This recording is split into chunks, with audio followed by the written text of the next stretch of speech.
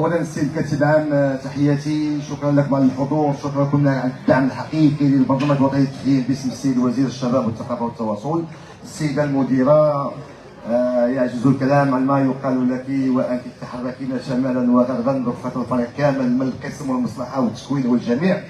اصدقائي في الجامعه الوطنيه للتخييم، اعضاء السكرتاريه والمكتب والمكاتب الجهويه اللي حاضرين معنا، ولذا ما اللي حاضرين معنا اليوم باش ما نطولوا شيء.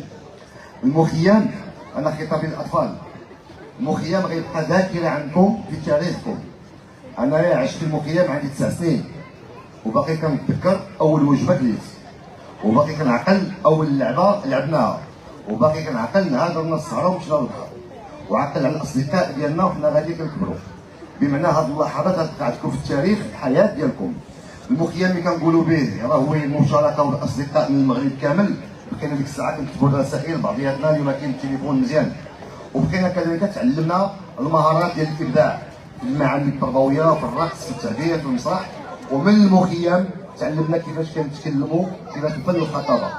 من المخيم تخرجوا ممثلين سينمائيين، من المخيم تخرجوا مبدعات مبدعين. من المخيم عندنا بريستاتير اليوم اللي حاضر معنا لا ديبو ولاد المخيم. فبالتالي حتى التنشيط والثقافه والتربيه هذا كله من المخيم.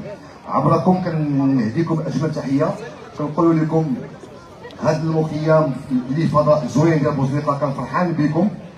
كما قال الحكيم كنشكر جميع الاطر ديال القطاع الوسيط من العساف والسيكوريتي حتى للمدير الجهوي والى كل الاطر المركزيه.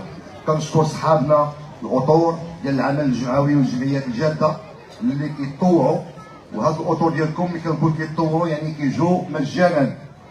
ونعاود نقولها في اي مناسبه، اللي كيتطوعوا بخدمه ديال 3 ايام في يوم واحد، نعاود نقولها في اي مناسبه، لان العمل 8 السوايع حنا كنطوعوا 24 ساعه.